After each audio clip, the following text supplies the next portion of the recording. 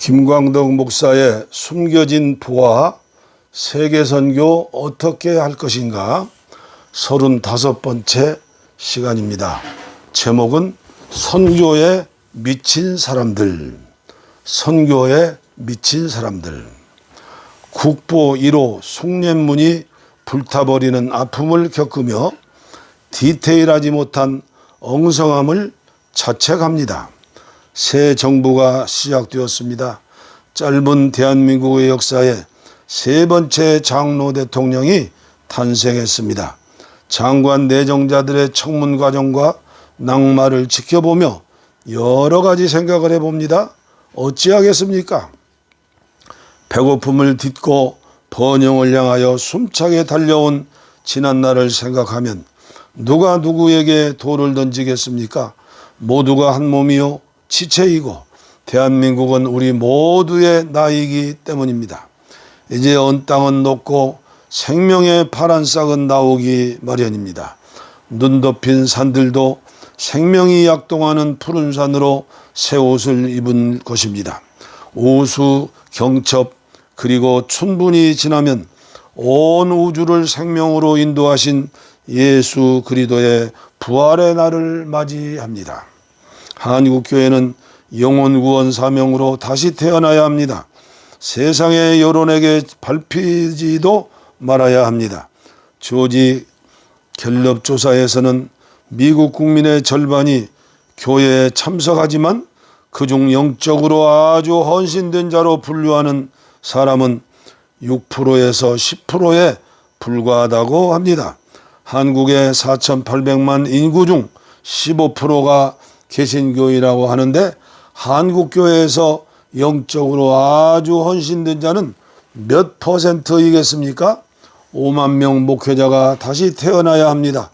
18,000명 선교사가 다시 태어나야 합니다. 어떻게 태어나야 할까요? 2000년 전 그들처럼 태어나야 합니다. 사도행전 1장 8절의 말씀이 교회의 사명이 되어야 합니다. 왜 사느냐고 묻는다면 나의 주님이신 예수 그리스도의 지상 명령 마태복음 28장 18절로 20절의 말씀으로 살아 최고로 행복하다고 고백하여야 합니다. 로마 제국이 세계를 호령하며 부귀와 영화를 누리던 시대의 일입니다. 베스비우스라는 산 중턱에 2000여 명의 사람들이 모여 살고 있었습니다. 당시 그들은 술 취하고 성적으로 음란하고 부도덕한 삶을 살고 있었는데 AD 63년 어느 날 한 노인이 나타나 베스비우스 산에 모여 사는 사람들에게 이렇게 소리쳤습니다. 베스비우스 화산이 머지않아 폭발할 것이요.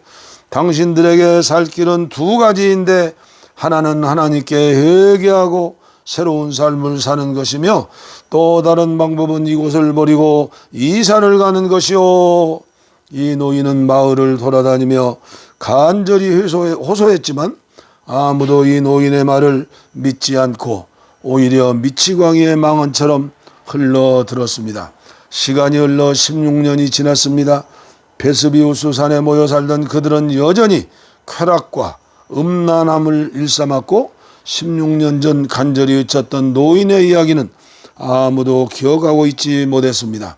하지만 주 79년 8월 24일 베스비우스 화산은 폭발하였고 산에 모여 살던 2000명의 사람들 중 생존자는 단 한 명도 없이 모두 몰사하고 말았습니다. 왜 태안반도의 기름 유출 때문에 고통을 당해야만 할까요? 왜 숭례문이 불타버리는 아픔을 당해야만 할까요? 환경을 보호하고 생태계를 사랑하는데 미친 사람이 몇 사람쯤은 있어야 했습니다. 문화재를 보호하고 사랑하는데 미친 사람이 몇 사람쯤 있어야 했습니다.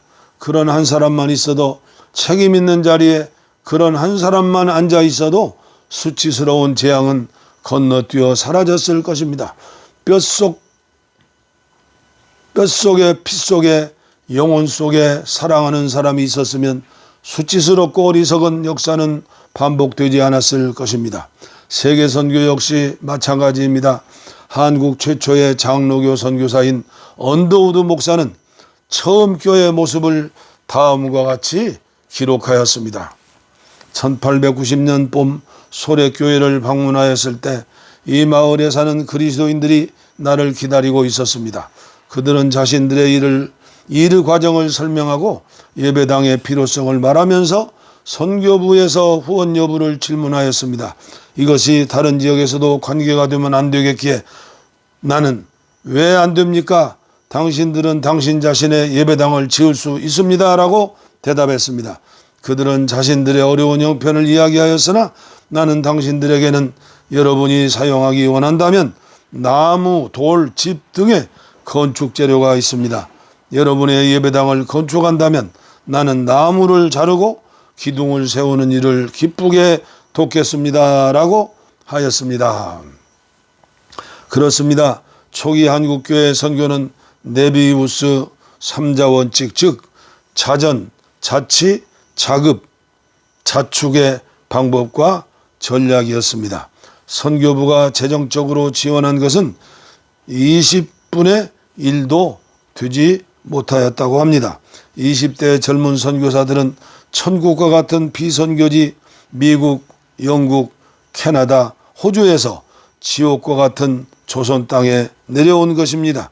짐승보다 조금 낮고 사람보다 못한 사람들이 사는 불쌍한 나라에 본토 친척 아비집을 떠나 순종해서 온 것입니다. 서쪽을 보고 있으면 해 뜨는 곳을 볼 수 없다는 일본 격언이 있습니다. 이제 우리 차례입니다. 나의 순서입니다.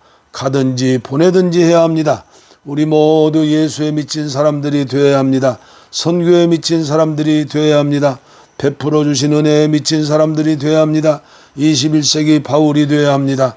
그런 의미에서 자국인 선교사였던 바울은 한 곳에 머물지 않았습니다. 에베소 교회 사역이 3년으로 최장기입니다. 그리고 떠나는 것입니다. 자국인 선교의 조상이 된 것입니다. 예수님 선교사처럼 선교하신 것입니다. 예수님은 120명의 자국인 선교사를 다락방 교회에 낳으시고 승천하신 것입니다.